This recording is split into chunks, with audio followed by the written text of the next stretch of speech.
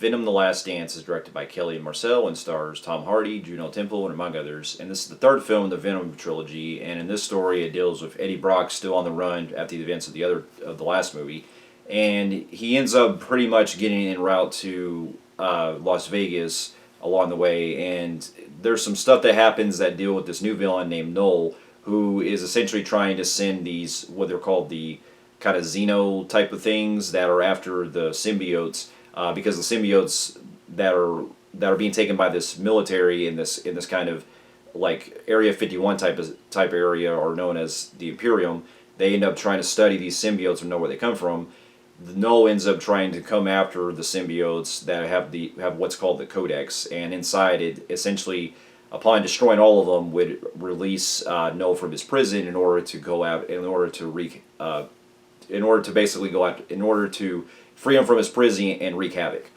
Now, here's a little backstory. Now, this is the third film in the Venom franchise, and what can I say? I've already talked to Liam about the other two films, and I gotta admit, these movies are what I consider pretty much like wasted potential, but still fun, if that makes sense. They're basically like a fun type of disaster.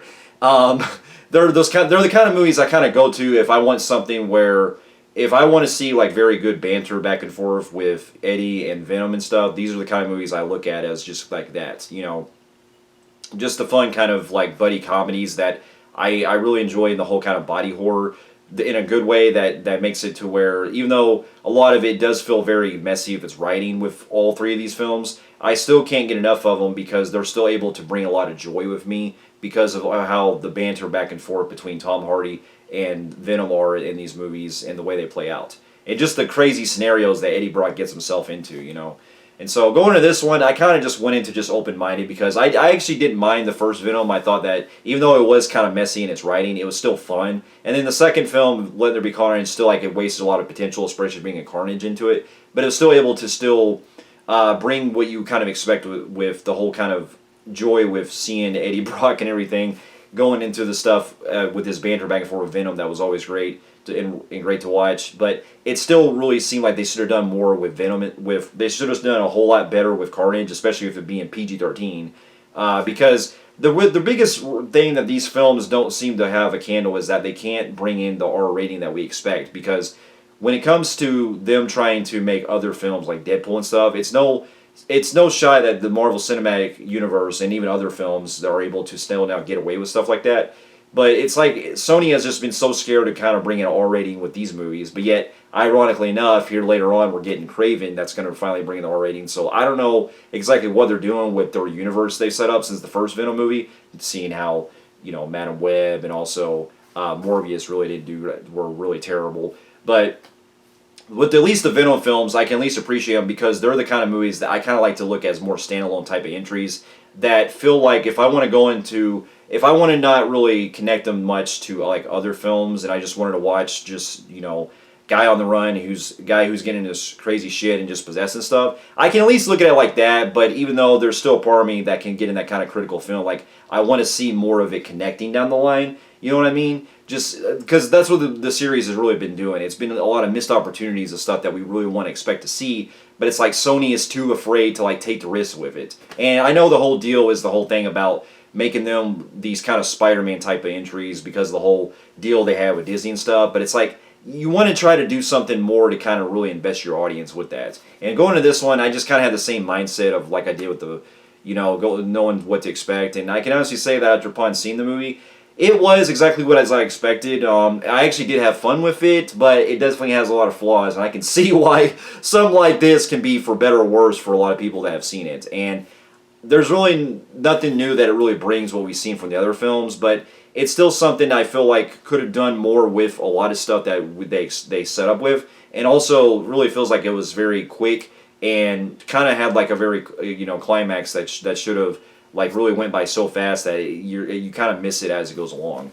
And so to get my pros out of the way, I thought the cast in this were all great. I thought, what can I say about Tom Hardy? He still does great as Eddie Brock, and his banter back and forth with Venom is such a fun to watch.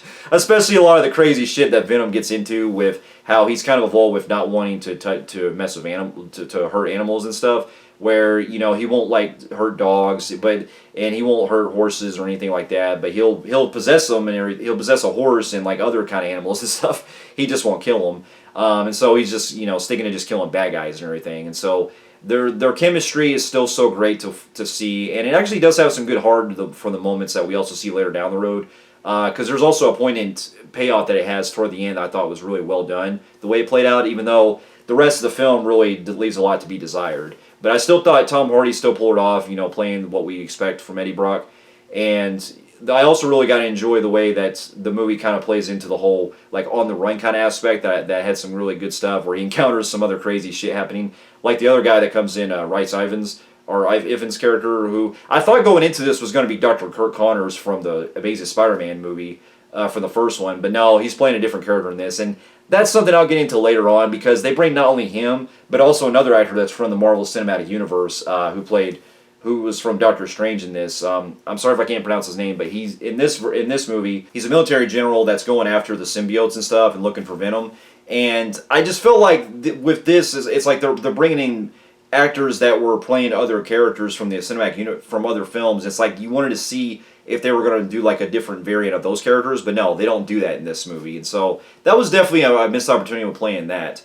But I still thought they were great, and I still thought they did a great job. And I also, it's also great seeing some other Mrs. Chen again from the other films. She's also fun to see in this as well. And then of course you also have another, one of the other biggest things too, I like how they expand on some stuff that we see with some of the other symbiotes they set up with, where they're experimenting on everything. So there's definitely some things that they do set up with, but then there's other stuff that I'll have to get into later with my cons that really holds it back. But my other biggest thing too is I love the soundtrack in this. It's got some fun songs that you kind of expect to hear, like you see in the trailer with, like you hear in the trailer and everything. And then also there's some really good action set pieces that they set up, especially toward the end with this military base and everything. And also, there's a part that's taking place like underwater where Venom is actually going through possessing different stuff to get to Eddie, where he's like taking possession of fish, all kinds of other animals and stuff. And I thought it was a really well done set piece the way they play it out. And and there's actually they are able to get away with some death scenes in this that I did push the boundaries of being over the PG-13 rating. So I'll give them that, because there are some like decapitation scenes that happen in this that they actually do show some blood at points, so that was good. And then you also have some other stuff that they do elaborate on with Null that I find myself very interested in, and there's things that I want to see if they hopefully do in the future.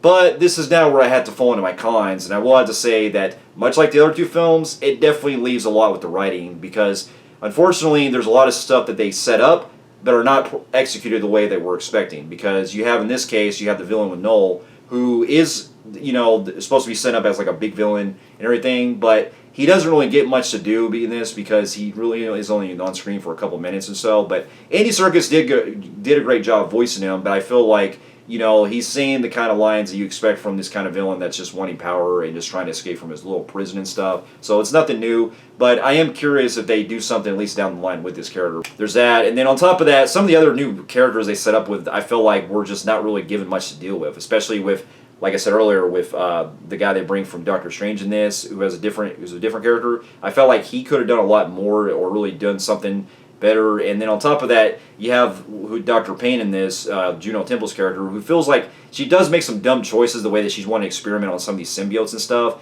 and the risks involved. And on top of that, they really feel like they're underutilized, because there's this whole thing going on with these flashbacks she has with her brother and everything.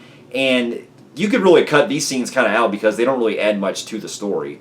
I mean, there's like something that happens later on with her character that I see what they were going for, but really, there's really nothing that really stands out with these characters that really play into the actual film itself.